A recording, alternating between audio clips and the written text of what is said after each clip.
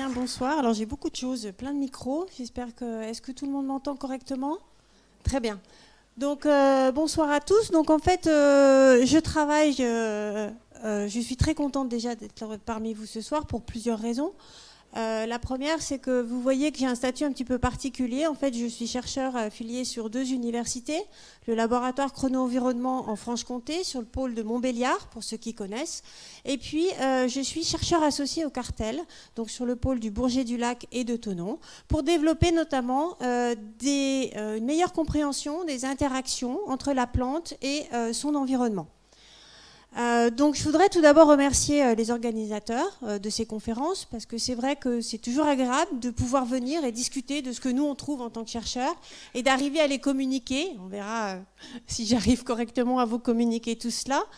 Et puis dans un second temps, parce que moi j'ai fait ma thèse à l'Université de Savoie il y a 20 ans, et l'Université de Savoie était une des premières universités de France à avoir développé cette thématique d'interaction plante-plante qu'on appelle aussi allélopathie, notamment par les travaux de François Pélissier et Christiane Gallet.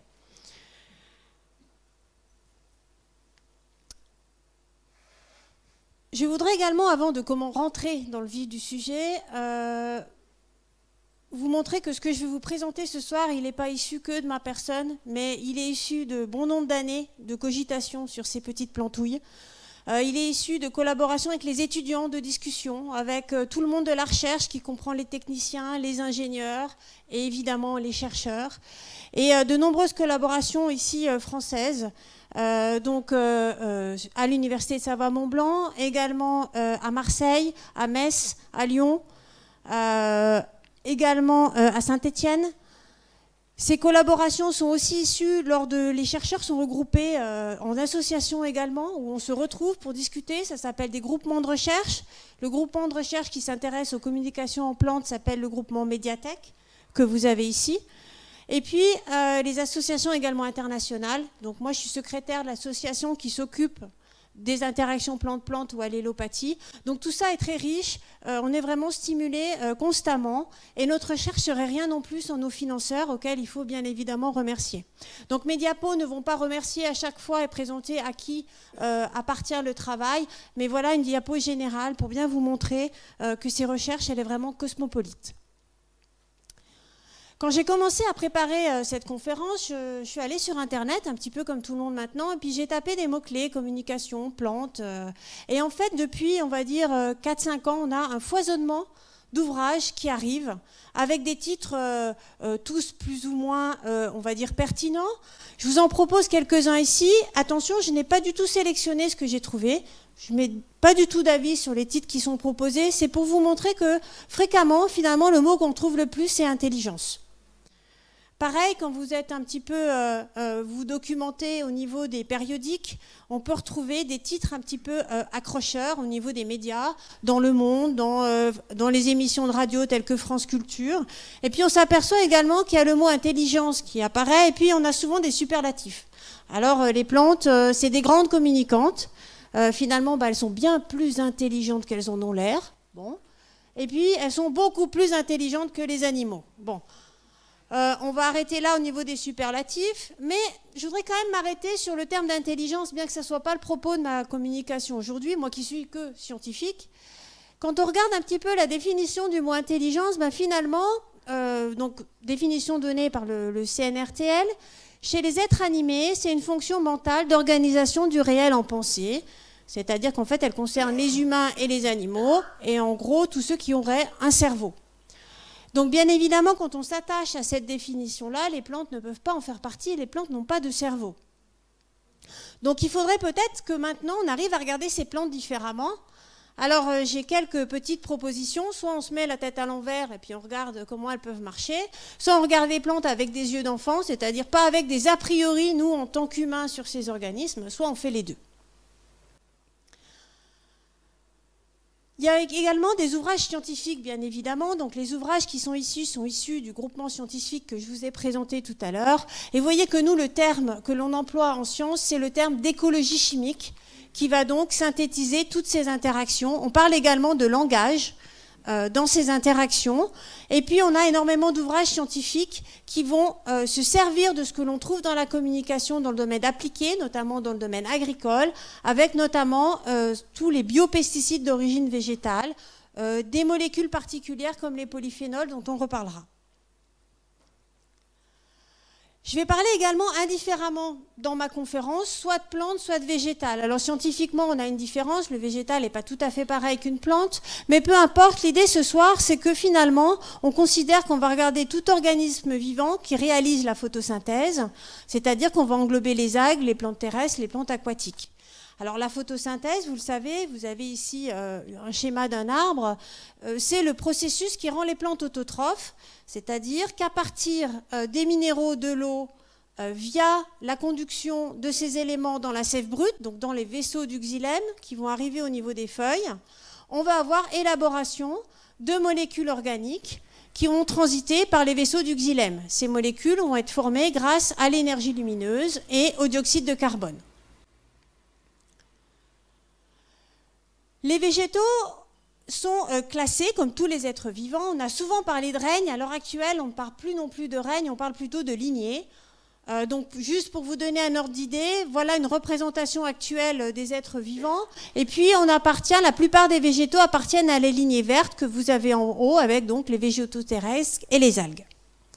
Moi, j'ai choisi plutôt une représentation simplifiée qui va vous expliquer un petit peu l'évolution des plantes.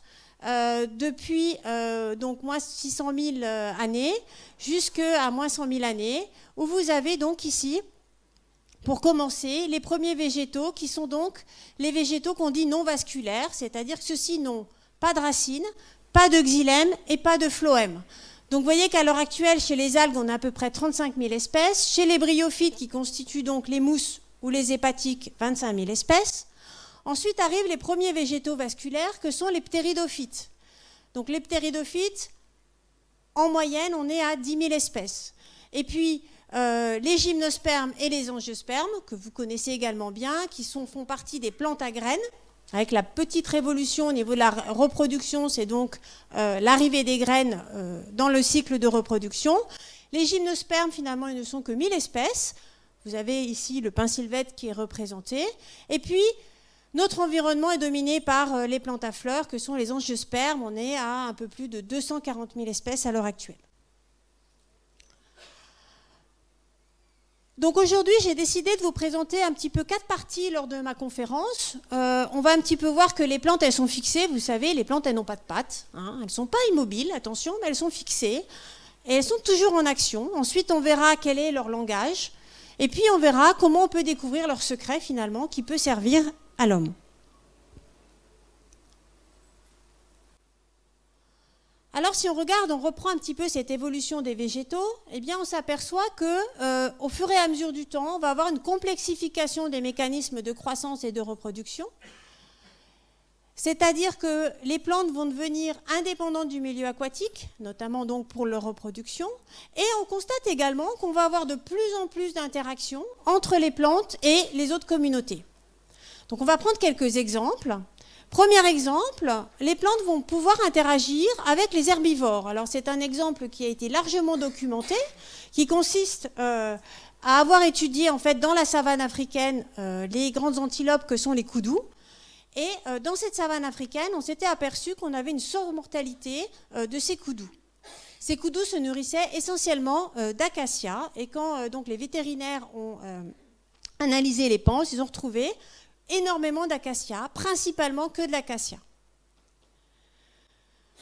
Donc les scientifiques ont cherché, et finalement la réponse a été la suivante. Les acacias, lorsqu'ils sont broutés, vont, de par leur métabolisme, synthétiser énormément de tanins.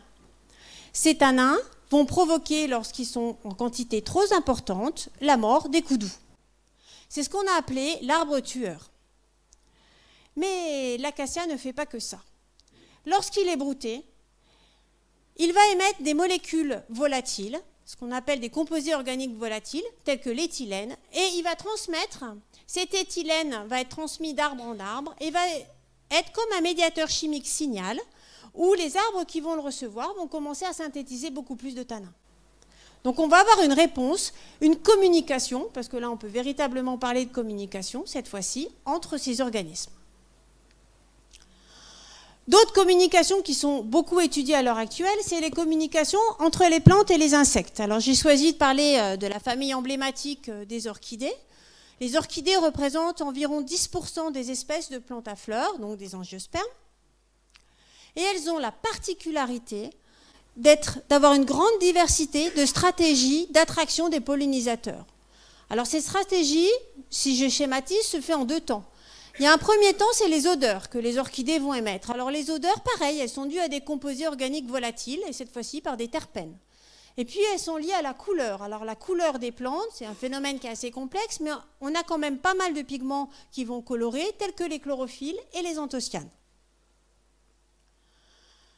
Si on prend un exemple particulier d'orchidée, tel que l'orchis masculata, eh bien vous voyez que dans les populations, en fait, on a majoritairement à 90% des individus qui sont pourpres. Et puis on a un tout petit pourcentage, 1%, qui sont des individus blancs. Et on a remarqué que lorsque les individus blancs étaient avec ces individus rouges, eh bien finalement le taux de pollinisation des individus rouges était beaucoup plus important. Et finalement, c'est juste l'effet de la couleur, c'est-à-dire que par contraste, quand on a ces individus à côté, l'orchis pourpre, eh bien évidemment, va être beaucoup plus pollinisée que la blanche. D'autres orchidées qui sont aussi emblématiques de nos régions, c'est le genre Ophrys. Alors le genre Ophrys a la particularité d'avoir un labelle ou un pétale qui va ressembler à un insecte. Donc ici, vous avez l'Ophrys mouche et l'Ophrys abeille. Alors ces orchidées-là, finalement, ont deux stratégies. La première, c'est le mimétisme visuel. Et la deuxième, c'est l'odeur, cette fois-ci. Et l'odeur est très similaire à celles qui sont émises par les phéromones femelles de certains hyménoptères. Donc cette fois-ci, ce ne sont pas des composés volatiles, ce sont des alcanes et des alcènes qui sont reconnus par les antennes de cet hyménoptère. Donc finalement, la famille des orchidées, c'est une famille qui bouge, qui évolue. Et l'importance de cette communication avec les insectes pollinisateurs est de fait, c'est-à-dire qu'on a des insectes pollinisateurs qui vont mettre finalement une pression de sélection sur les familles des orchidées. Un autre domaine d'interaction où les plantes sont assez inventives, c'est les relations plantes-micro-organismes. Alors à l'heure actuelle, je pense que c'est vraiment en sciences un domaine qui est en train vraiment d'exploser dans notre compréhension, exploser de deux manières. Les micro-organismes sont en train d'être beaucoup mieux étudiés, on découvre de nombreuses espèces, les groupes changent, c'est assez complexe finalement. Et puis les plantes, on a découvert, on a montré qu'une plante n'était jamais seule. C'est-à-dire qu'elle était tout le temps avec des micro-organismes. Donc je vous ai mis ici la photo d'un livre de Marc-André Sellos qui l'a intitulé justement « Jamais seul ». Donc quand on prend une plante, en fait, des micro-organismes, on en trouve partout. Dans les fleurs, dans les feuilles, dans les tiges, dans les racines. Alors ils sont partout, ils sont dessus, dedans, dessous. Vraiment, on en a absolument partout. Comme chez nous, hein, mais la plante en a partout. Alors c'est quand même une petite révolution, parce que tout à l'heure je vous ai présenté la photosynthèse, la plante seule fait ça.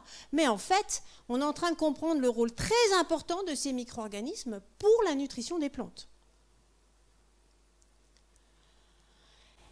Un exemple que vous connaissez certainement également, c'est l'exemple des légumineuses ou des fabacées, où là on a une interaction très particulière entre ces fleurs, cette famille, et les bactéries. Donc exemple, le trèfle. Alors vous avez ici une racine de trèfle qui est présentée et vous voyez qu'on a des petites nodosités. Ces petites nodosités représentent les bactéries qui sont associées aux racines du trèfle, qu'on voit ici un peu mieux en microscopie. Cette relation, en fait, est très complexe. Elle se déroule en 3 étapes.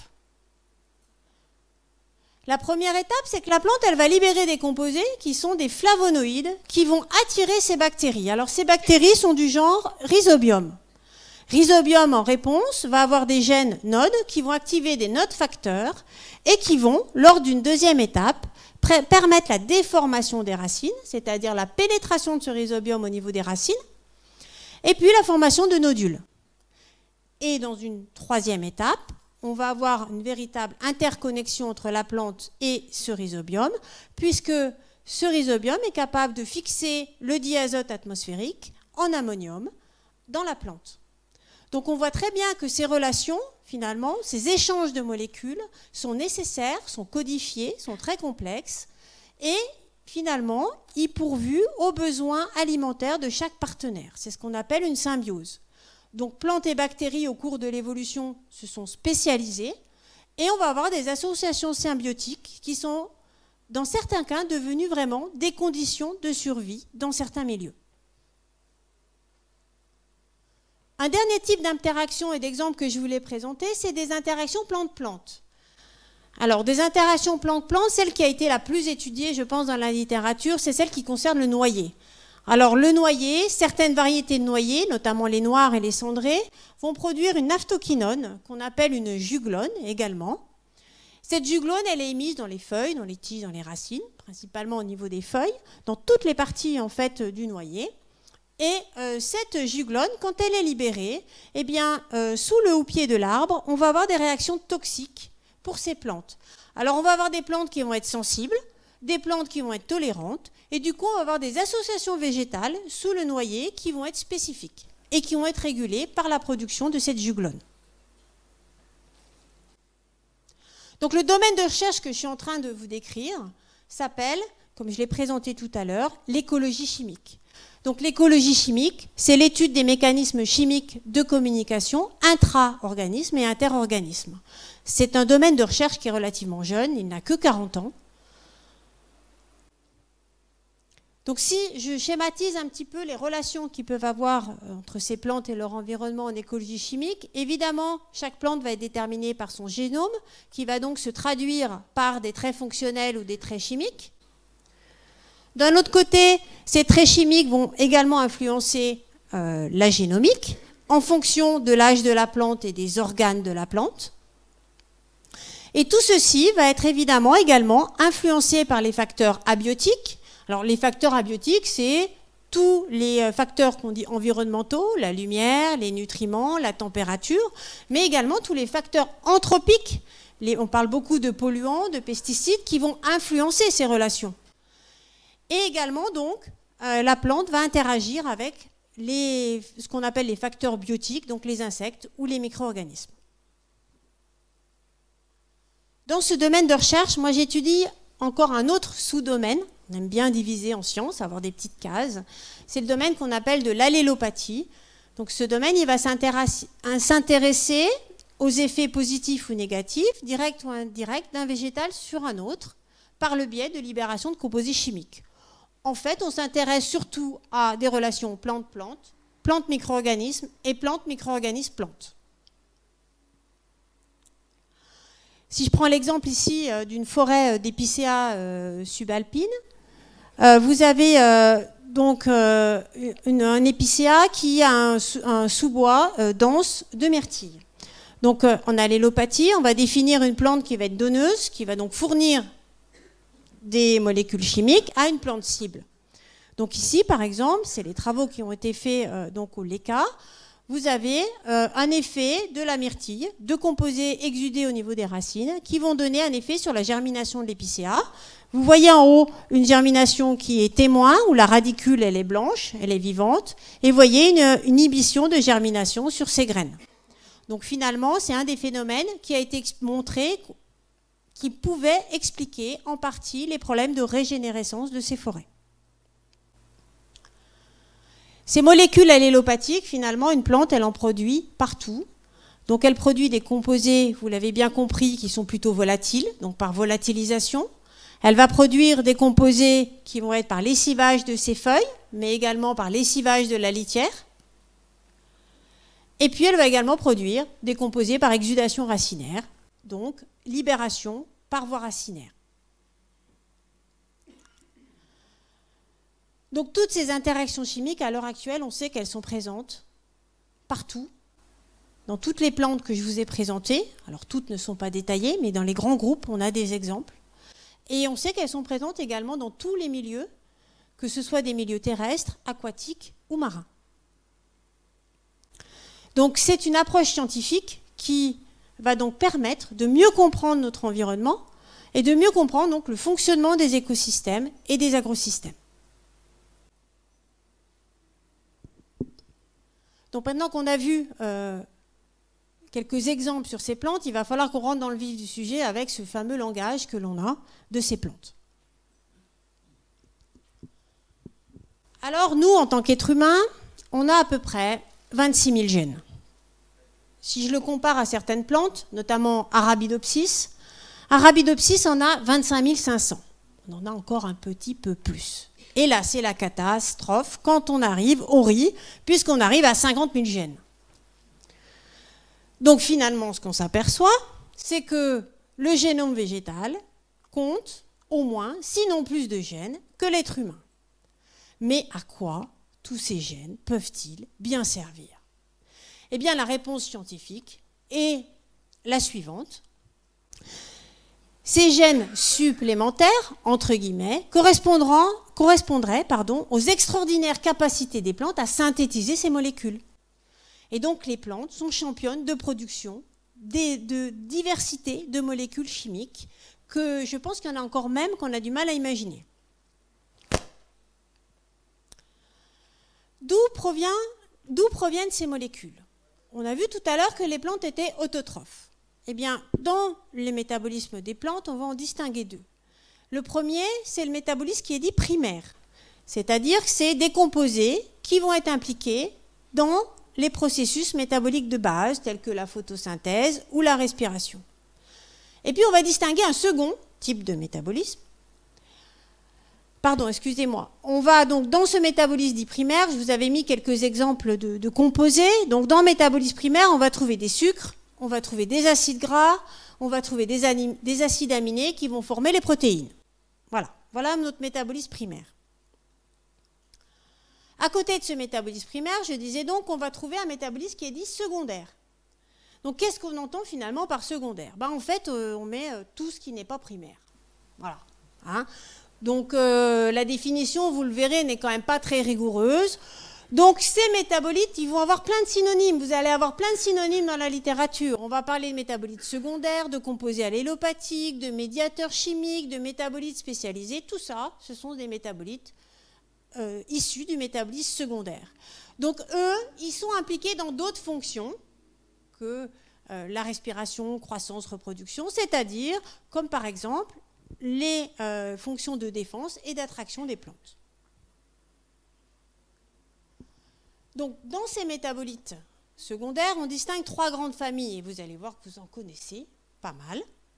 Première grande famille, c'est ce qu'on appelle les alcaloïdes. Alors, les alcaloïdes, ils servent beaucoup en médecine, puisque je vous ai pris l'exemple des alcaloïdes qui sont issus du papaver, donc du Pavot somniferum, comme son nom l'indique, où finalement, 10% de ces alcaloïdes correspondent à la morphine. La famille des terpènes. Alors, la famille des terpènes, c'est pareil. Ce sont des molécules qui sont très répandues dans toutes les huiles essentielles. Je vous ai mis l'exemple là de l'alpha-pinène qui est produit par le pain.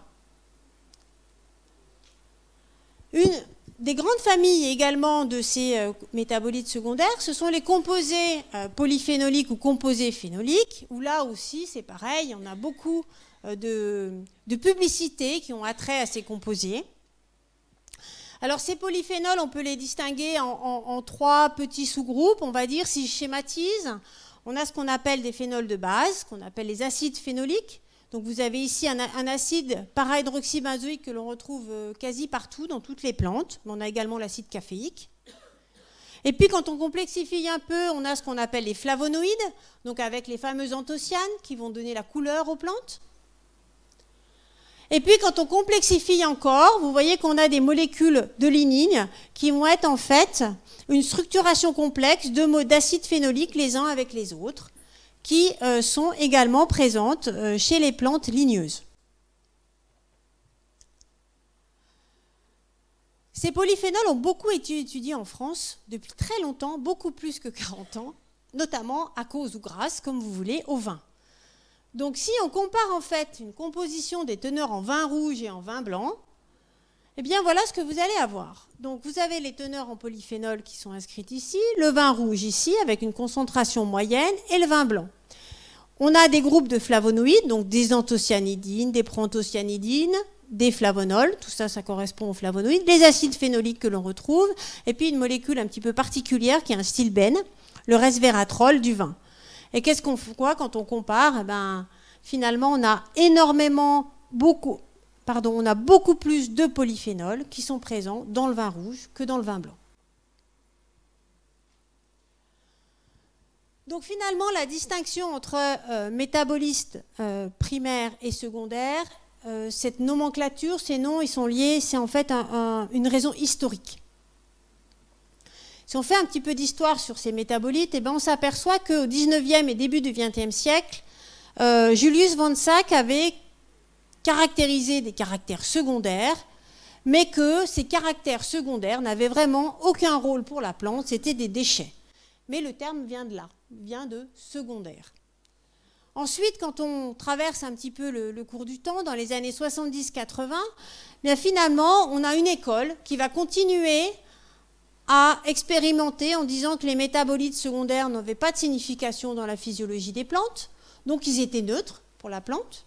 Et puis, à côté de ça, on a les scientifiques qui ont décrypté les premiers l'écologie chimique, notamment Arbonne, qui, eux, a montré l'importance de ces métabolites secondaires dans les interactions écologiques, et donc Rice, qui, lui, a défini l'allélopathie.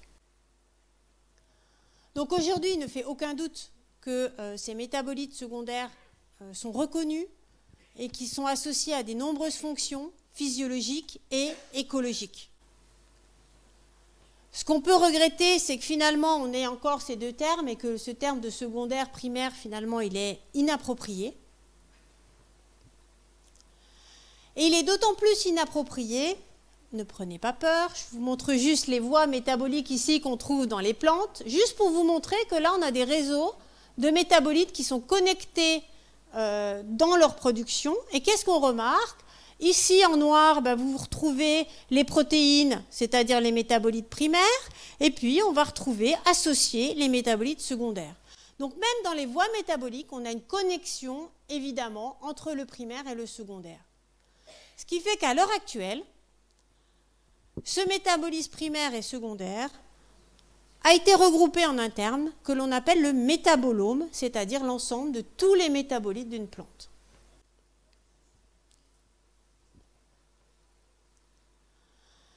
Et aujourd'hui, on est dans une génération de omiques pour nous, biologistes, ce qui veut dire la chose suivante. On va étudier les plantes à travers leur génomique. Donc on va étudier leur génome, c'est-à-dire ce qui peut arriver. Ensuite, ce génome va être traduit donc en protéines, donc on va avoir ce qu'on appelle l'étude des protéines ou des protéomiques, c'est-à-dire ce qui peut faire arriver. Et ensuite, ces protéines, on va avoir les métabolites, c'est-à-dire la métabolomique, où là, on va s'intéresser à tous les métabolites qui sont produits par les plantes. Donc la métabolomique, c'est un nouveau mot qui va, enfin nouveau, il a quand même déjà quelques années, mais qui va vraiment être utilisé de plus en plus, puisque c'est donc la recherche de ces signaux chimiques dans une plante, ou un animal même d'ailleurs, cellules, tissus, organes, à un instant T.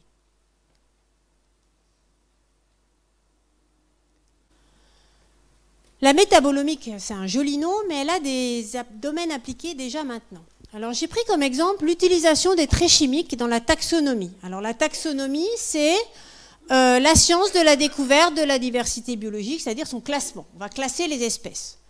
Alors jusqu'à présent, on avait deux grands critères pour classer des espèces. C'était des critères morphologiques.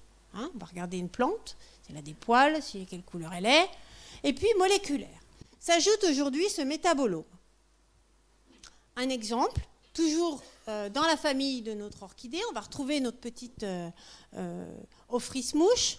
Et là, vous voyez que les botanistes avaient trouvé qu'on avait beaucoup d'individus qui étaient très proches morphologiquement, qui ne se trouvaient pas au même endroit, et on s'est demandé si on avait affaire à une ou plusieurs espèces.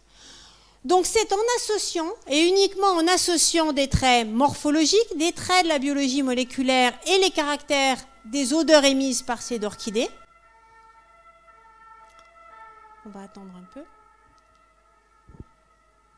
Que finalement, actuellement, on a pu déterminer 3 espèces différentes de ces ophrys. C'est également le cas, notamment chez les espèces de menthe.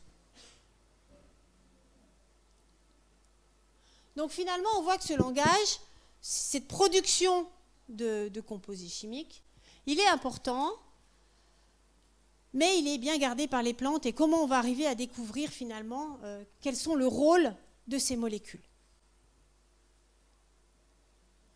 Donc on a vu qu'on avait énormément de molécules de taille variable. On a vu quelques exemples ensemble. À l'heure actuelle, on dit qu'on en a plus de 200 000, mais on sous-estimerait largement ce nombre. Mais déjà 200 000, ça fait beaucoup de molécules. Et donc, un scientifique comme moi, on va sur le terrain, oui, pour regarder. Mais vous vous doutez bien que pour chercher ces petites molécules, eh ben, on est beaucoup en laboratoire avec énormément d'outils et des outils de chimistes. Voilà, donc différentes molécules qui sont représentées par ces pics. Donc plus de 200 molécules, ça veut dire que nous, on est quand même un petit peu dans une espèce de champ pour savoir c'est laquelle de toutes mes molécules qui va avoir un rôle. Laquelle qui va agir avec mes insectes, c'est laquelle qui va agir, ou lesquelles, est-ce qu'elles agissent en cocktail.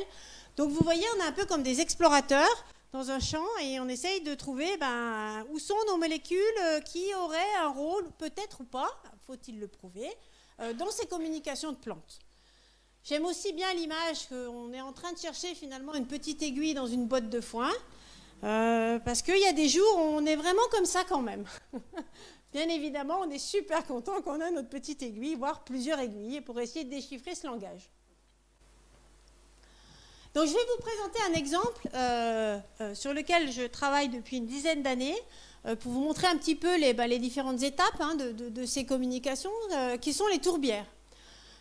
Alors les tourbières, elles représentent environ 3% des terres émergées, c'est pas beaucoup, vraiment peu, seulement elles ont un tiers du stock de carbone de notre planète. Donc on a un enjeu très important sur la connaissance de ces tourbières, d'autant plus important que 90% des tourbières sont présentes que dans les zones arctiques et boréales, c'est-à-dire que vous le savez bien, elles sont d'autant plus sensibles au réchauffement climatique. Ce qui veut dire que le rôle de ma tourbière, qui est donc de stocker du carbone, eh bien, peut changer lorsque l'on provoque, on ne va pas dire on va, puisqu'on est quand même à l'heure actuelle dans une provocation de réchauffement climatique.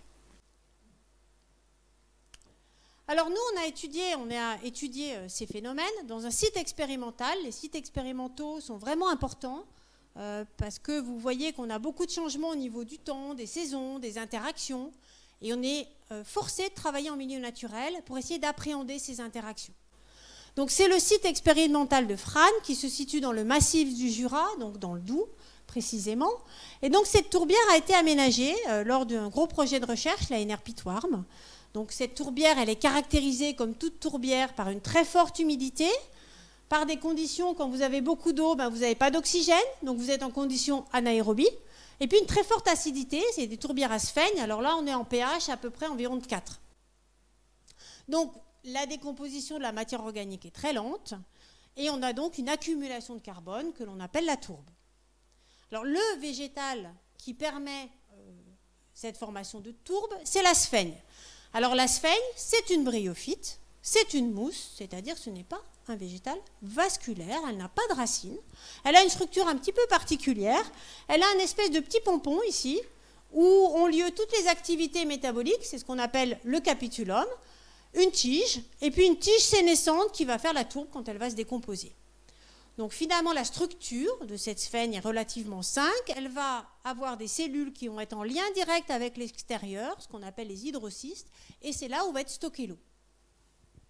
Donc ces sphaignes ne sont pas toutes seules, elles sont accompagnées de diverses plantes, dont vous connaissez également quelques noms, notamment les Drosera. Alors je suis désolée, à chaque fois que je pars tourbière, tout le monde me dit « Allez, est-ce qu'on parle de Drosera ?» Non, je suis désolée, on n'a pas encore étudié ces communications chimiques dans cette tourbière-là, mais il y a beaucoup de documents là-dessus si ça vous intéresse. En tout cas, cette sphaigne, elle est avec les Drosera, mais elle est également avec beaucoup d'éricacées, comme les cranberries, l'Andromède, qui est une éricacée emblématique de ces tourbières, protégée bien évidemment, et les sphènes. Alors les sphènes, vous en avez de plein de couleurs. Là, on en voit des rouges, des vertes, des oranges. On a plein d'espèces de sphènes différentes.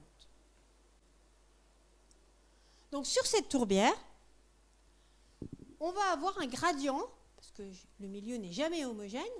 On va avoir un gradient, on va dire, du moins humide au plus humide. Alors dans le haut du marais, ce que je vais appeler le haut marais, vous voyez qu'on va avoir un milieu qui va être plutôt bosselé, où du coup on va avoir une végétation que je vais qualifier d'hétérogène, où vont dominer deux espèces de sphènes, Phalax et Magellanicum, et l'Andromède. Et puis on a une autre partie, plus bas, sur ce site, qu'on va qualifier de bas marais, où la topographie, vous voyez, elle est plus plate, donc c'est plus homogène, la végétation est plus homogène, et là on va retrouver principalement que du Phalax et de l'Andromède. Ce site, pour simuler un réchauffement climatique, a donc été fabriqué avec des pontons que vous voyez. On a mis en place ici, évidemment, une station météo. On enregistre tout ce qui se passe encore à l'heure actuelle. Elle a été mise en place en 2008, donc ça fait 10 ans qu'elle fonctionne.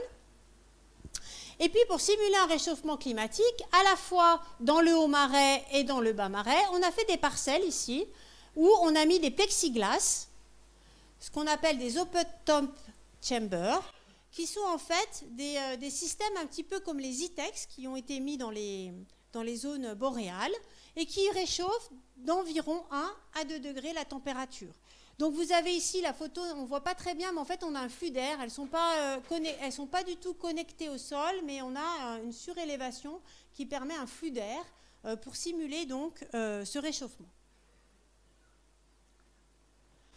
Donc nous on s'est posé la question, il y a de ça 10 ans, à savoir, est-ce que finalement, cette espèce dominante, ces sphènes, ces bryophytes qui sont là depuis bien longtemps, étaient capables, elles aussi, de communiquer, et de communiquer avec des plantes vasculaires. Donc la première question qu'on s'est posée, c'est est-ce que finalement ces sphènes sont capables déjà de produire des composés, notamment des composés majoritaires, que sont les composés phénoliques, et est-ce que ces composés étaient capables d'avoir un rôle écologique avec les plantes avoisinantes? À la première question, est-ce que les sphènes produisent des composés phénoliques? La réponse est oui, mais elle n'était pas évidente. Alors, je vous donne ici les résultats que l'on a eus, donc sur le bas marais, donc juste sur cette zone-là. Vous avez ici donc la sphène qui est symbolisée par le capitulum et puis la tige. Vous avez ici en abscisse les concentrations des phénols, donc les phénols totaux que l'on mesurait, et puis les différentes saisons, donc le printemps, l'été et l'automne. Dans les barres blanches, on va dire qu'on est dans des emplacements témoins, et les barres noires symbolisent les emplacements où on a mis nos OTC, donc on a subi un réchauffement climatique. Première chose que l'on voit, c'est que majoritairement, les sphènes produisent des composés phénoliques dans le capitulum. Ce n'est pas vraiment une surprise, on sait que c'est là où on a les voies métaboliques, c'est des sphènes. Mais que ces productions de phénol vont dépendre de la saison, on voit bien qu'on n'a pas la même partout, et dépendent également du micro-habitat, n'est pas la même dans le haut et dans le bas marais. Quand on chauffe, qu'est-ce que ça donne? Quand on chauffe, on va diminuer la production de ces composés. C'est-à-dire que l'on va impacter directement sur ces métabolites des sphènes. Donc maintenant qu'on sait qu'on a production de ces composés, qu'est-ce qu'on a trouvé quant à leur rôle? Alors, première interaction qu'on va regarder, c'est les interactions avec le pain à crochet. Alors, le pain crochet, il est présent sur la zone. On a procédé cette fois-ci en laboratoire à des extraits de sphènes. On a pris Phalax ici. Et vous avez ici les résultats. Alors, on a fait des tests de ces extraits sur 3 grands types de plantes. Le régras, qui est une angiosperme monocotylédone. Le radis, qui est une angiosperme dicotylédone. Et puis le pin, qui est un gymnosperme. On a mesuré le pourcentage de germination, que vous avez là en ordonnée, ou alors on a mesuré la longueur de la radicule des plantes. En blanc, vous avez le témoin, et puis vous avez des concentrations différentes d'extraits fortement concentré et faiblement concentré. Le résultat est assez évident avec ces chiffres. Eh bien, on voit bien que au niveau de la germination, on va avoir une diminution de la germination des graines du raies gras et du pin, importante, plus de 50%. Et sur les radicules, eh bien, on a aussi plus de 50% d'inhibition racinaire, voire pas du tout de développement de radicules chez le raies gras. Donc on voit bien qu'on a un effet de ces produits de sphène sur d'autres espèces vasculaires. On a également regardé l'intensité de mycorhization des racines d'Andromède. Alors pourquoi on s'est intéressé à ça? Eh bien parce que les champignons mycorhiziens sont des micro-organismes qui accompagnent les plantes depuis leur colonisation du monde terrestre. À l'heure actuelle, on est à plus de 98% de plantes qui sont colonisées par ces champignons. Donc on a ce qu'on appelle une symbiose mycorhizienne qui va donc permettre d'améliorer la nutrition des plantes et surtout de permettre aux plantes de résister face à des stress ou à vivre dans des conditions difficiles. Alors vivre dans des conditions difficiles, finalement une tourbière à pH 4, on n'a pas beaucoup d'oxygène, eh bien on y est. Donc l'Andromède que l'on retrouve associé à ces sphènes est fortement colonisée par ces champignons mycorhiziens et sans eux, elle ne pourrait survivre dans ces zones. Donc vous avez ici une photo en microscopie qui a été prise et vous voyez ici ces petits arbuscules. Alors ces champignons mycorhiziens s'appellent des champignons mycorhiziens éricoïdes parce qu'ils sont dans des racines d'éricacées. Donc est-ce que nos composés phénoliques interagissent avec les mycorhizations? Eh bien le graphique ici montre les concentrations de phénol en abscisse et l'intensité de mycorhization en ordonnée et on voit qu'on a une relation négative entre les deux. C'est-à-dire que plus j'ai de polyphénol, moins j'ai d'intensité de mycorhization et inversement, plus j'ai d'intensité de mycorhization, moins j'ai de phénol. Alors une corrélation, on la prend dans un sens, on peut la mettre dans l'autre. Bon, on n'a pas encore prouvé grand-chose, mais en tout cas, on a un début de quelque chose. Donc on a voulu savoir, finalement, je mets quoi derrière ces composés phénoliques? Qu'est-ce que je vais trouver? Parce que j'ai un nom, mais quelle molécule j'ai exactement? Donc pour cela, on a donc réalisé des chromatographies, des chromatogrammes que l'on a étudiés. Et donc dans ces chromatogrammes, chez Phalax, on a retrouvé qu'on avait des quantités de composés phénoliques qui variaient, comme tout à l'heure, en fonction du haut et du bas marais, en fonction des saisons. Que pour Sphagnum magellanicum, c'était exactement la même chose. On avait ces composés qui variaient en fonction des saisons.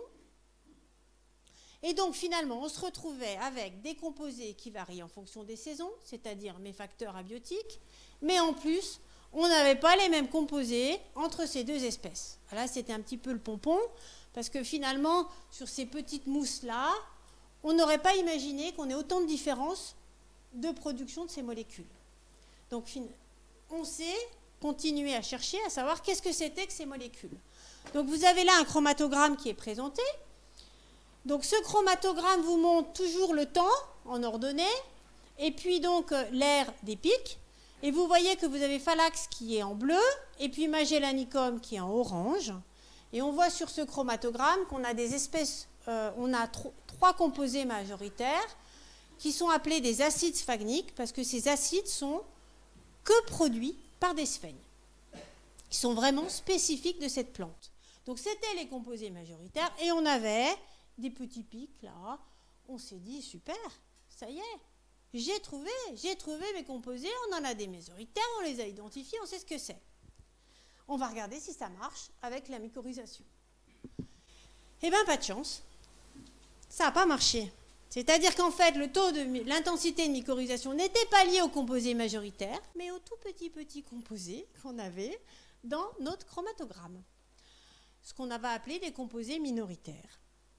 Donc cette fois-ci, on est reparti à la quête de ces composés, et j'ai hélas pas de réponse à vous donner aujourd'hui parce que on n'a encore pas trouvé la solution à ces composés.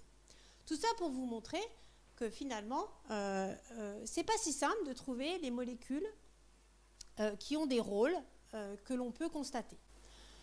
Donc sur ce schéma, donc on a bien montré qu'on avait des sphènes qui produisaient des composés phénoliques, qui avaient une action sur les végétaux vasculaires, une action également sur les micro-organismes de la tourbière. Je ne présenterai pas les résultats aujourd'hui, mais évidemment, il y a aussi des actions sur d'autres micro-organismes. Et quand on réchauffe, eh bien, on modifie à la fois donc la production de ces composés phénoliques et toutes ces interactions.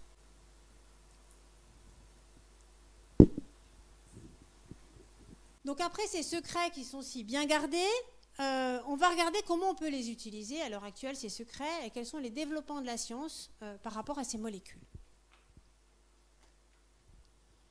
Donc on a énormément, je ne savais pas quoi choisir presque, tellement on a d'applications de ces molécules. On en a en médecine, en pharmacie, on a vu quelques exemples. On en a également énormément dans l'industrie cosmétique. On en a en agroalimentaire et donc dans le domaine de l'agriculture. Je vous ai mis ici 4 photos qui traduisent énormément de recherches sur ces plantes. La première, c'est le raisin, on l'a déjà vu tout à l'heure, avec les enjeux qui sont liés à la fabrication notamment du vin. La deuxième, c'est la tomate, parce que la tomate, c'est un des légumes qui est le plus produit, plus utilisé au niveau du monde. Et vous savez qu'on a différentes couleurs de tomates. Sur le marché arrivent, outre les formes, mais en tout cas des tomates qui sont plus ou moins rouges, plus ou moins noires, plus ou moins riches en polyphénol. Donc ça fait également l'étude de nombreuses recherches. La rose. Alors la rose, parce que c'est la fleur qui est la plus achetée au monde. Et elle pose une énigme scientifique que sont en train de lever mes collègues de Saint-Étienne. C'est que finalement les roses coupées n'émettent pas d'odeur. Oui, mais pourquoi? Donc ça, c'est encore une autre histoire qu'il faudrait que je développe. Mais en tout cas, voilà, là, on a des enjeux importants sur ces plantes. On parle beaucoup d'Occident, on va un petit peu parler d'Orient. Évidemment, il y a le riz dans les céréales, qui sont vraiment beaucoup étudiées de ce point de vue de molécules. Et puis, il y a le thé également, les différentes variétés de thé, avec les composés qui sont produits dans ces variétés. Je vous ai choisi un exemple actuel au niveau des problématiques plutôt d'agriculture et d'application qu'on peut avoir, c'est la lavande. Alors pourquoi j'ai choisi la lavande? Parce que la lavande, c'est une des cultures les plus importantes en France. La France, c'est le premier producteur quand même mondial de lavande, 80%. De lavandin, pardon, et puis le deuxième producteur de lavande. Dans la région PACA, on est à peu près à 20 000 hectares de lavande et lavandin cultivés, 1700 producteurs, et puis associés à 1400 exploitations apicoles dans la région. Alors, je fais référence à un site, si vous voyez, qui est sauvegardé, la sauvegarde de la lavande en Provence, parce qu'on a des soucis justement de ces cultures. Alors non seulement c'est une importance économique agricole, mais c'est également une importance touristique. Alors pourquoi le tourisme? Eh bien parce que c'est une des destinations favorites des Chinois pour notamment leur voyage de noces. Et on a une demande de plus en plus pressante des tours opérateurs pour aller faire des photos dans les champs de lavande. Alors, quelquefois, c'est pas facile à expliquer qu'on n'est pas à la bonne période pour faire la photo, mais en tout cas, on est vraiment dans un plein boom touristique des lavandes. Alors, on a mis des hypothèses, on est scientifiques, on aime bien, et ça serait lié à un feuilleton qui passe en Chine. Alors, je suis désolée, je ne parle pas le chinois, je ne sais pas si la traduction qu'on m'a donnée était bonne. En tout cas, cette série s'appelle « Rêve derrière un rideau de cristal », et donc, la majorité des scènes se passent en France, notamment pour les mariages, dans les vieux châteaux, les champs de lavande, et donc ça fait un plein boom. Et en fait, la demande touristique a énormément augmenté dans la région. Outre cette petite parenthèse, la lavande émet elle aussi, bien évidemment, des composés, des molécules aromatiques volatiles, qui vont servir à la fois à la défense, des molécules de défense, mais à la fois d'attraction, notamment des insectes pollinisateurs, d'où le miel. Donc, je vous ai parlé de problèmes de sauvegarde de la lavande. En effet, depuis 20 ans, on a un déclin des cultures de la lavande en Provence et les rendements, les tonnages d'huile essentielle a chuté de 85 tonnes à 30 tonnes. c'est pas rien. Pourquoi? Premièrement, le réchauffement climatique. Alors le réchauffement climatique, il a des épisodes de sécheresse à répétition qui fragilisent les plantes.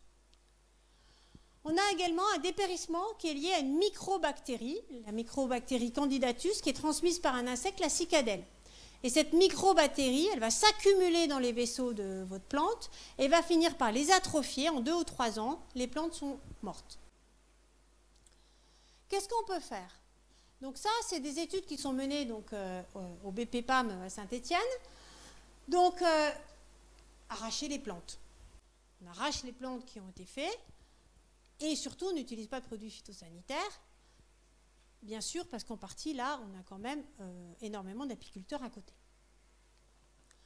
L'autre solution a été de mettre en place des pièges à insectes. C'est-à-dire, autour des champs, on va mettre des diffuseurs qui vont donc simuler l'odeur émise par la lavande et attirer l'insecte en dehors des champs.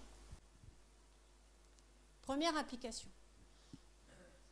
Deuxième application possible, les plantes qui sont infectées par cette microbactérie ne vont pas libérer la même odeur que des plantes saines.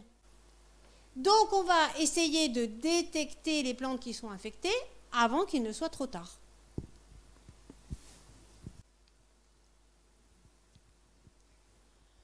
Donc vous voyez, avec le cas de cette lavande, finalement, ça correspond à de nombreuses applications qu'on peut faire de ces métabolites à l'heure actuelle en agriculture.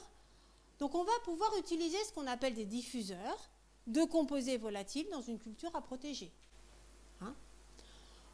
On peut également mettre des plantes. Alors on peut planter des plantes compagnes dans les plantes, dans les cultures qui vont être attractives ou répulsives en fonction de ce qu'on veut.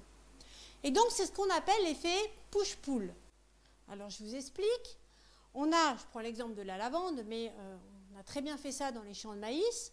Donc dans la culture qui est à préserver, on va cultiver une plante répulsive pour l'insecte cible. Donc il va éloigner l'insecte des cultures. Et autour de ces champs, on va mettre une plante qui va être plutôt attractive pour ces insectes, pour les cantonner à l'extérieur des cultures. Donc voilà l'utilisation de ces composés. Et on a une dernière utilisation qui est possible, c'est donc d'avoir des variétés de cultures qui sont moins sensibles aux ravageurs, c'est-à-dire génotypiquement, qui vont produire des composés qui vont plutôt éloigner les ravageurs. Donc voilà quelques pistes de recherche intéressantes que l'on a dans le domaine de l'agriculture. Un autre exemple d'utilisation de ces molécules, c'est les fameuses plantes exotiques envahissantes, communément appelées plantes invasives.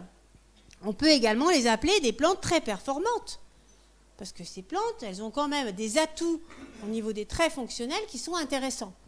Donc l'exemple de la renouée du Japon, que tout le monde connaît, que l'on trouve hélas absolument de partout. Alors la renouée du Japon que l'on a chez nous, hein, c'est un hybride de ses ancêtres du Japon. Donc ça, ce sont des études qui sont menées ici, que je vous présente au LENA. Et donc en fait, qu'est-ce qu'on va essayer de faire? Eh bien, on va essayer de trouver une plante donneuse qui va nous libérer des molécules et qui vont atteindre donc cette renouée pour essayer de maîtriser son expansion. Donc on a fait différents tests de plantes et vous voyez qu'il y en a qui marchent plus que d'autres. Vous avez ici Fallopia, donc témoin, et la Fallopia avec des extraits de certaines plantes. Donc certaines de ces molécules, notamment, sont soumises à des brevets à l'heure actuelle. On peut également exploiter la performance de Fallopia, puisqu'elle perdure, elle est importante dans tout le milieu, parce qu'également, elle a un armada chimique qui lui permet d'être performante. Et donc, on peut aussi, et c'est ce que les scientifiques font, déterminer les composés qui sont exudés par Fallopia. Et toutes ces études, en fait, que ce soit donneuses et plantes cibles, vont nous montrer qu'on a énormément de panels de molécules qui peuvent elles aussi servir ce qu'on appelle des biopesticides d'origine végétale. Et c'est de là qu'on va arriver à proposer des structures de molécules pour l'agriculture. Donc finalement, tous les milieux sont favorables à la découverte de ces molécules. à rôle plutôt spécifique. Même les milieux aquatiques, même s'ils sont beaucoup moins étudiés. Je vous montre un dernier exemple. Dans nos lacs, on a une plante aquatique d'eau douce qui s'appelle le myriophyllum. Eh bien, myriophyllum produit un composé phénolique qui est quand même, vous voyez, la structure, elle est importante, hein, ce n'est pas un composé simple, qui est capable d'inhiber les algues avoisinantes et les cyanobactéries avoisinantes. Donc c'est pareil, c'est ce type de molécules, on peut dire, ben, est-ce que c'est des bons candidats à être des biopesticides d'origine naturelle? Donc voilà un petit peu le panel que je voulais vous montrer aujourd'hui, entre la production et les secrets bien gardés de ces plantes.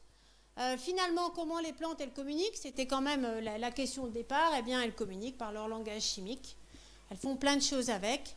Et que ce langage, c'est vraiment le reflet de la coévolution qu'on a entre la plante et son environnement. Les plantes ont donc encore beaucoup, beaucoup à nous apprendre. Et on est toujours des petits explorateurs au milieu de tout ça. Et on est vraiment au début d'un immense champ de découverte, tant fondamental qu'appliqué. Et les plantes nous démontrent, encore une fois, faut-il encore le démontrer, mais que préserver la biodiversité des espèces dans leur habitat naturel préserve énormément de choses et préserve ces dialogues chimiques que l'on a dans notre environnement. Donc voilà ce que je voulais vous présenter aujourd'hui. Je vous remercie de votre attention et s'il y a des questions...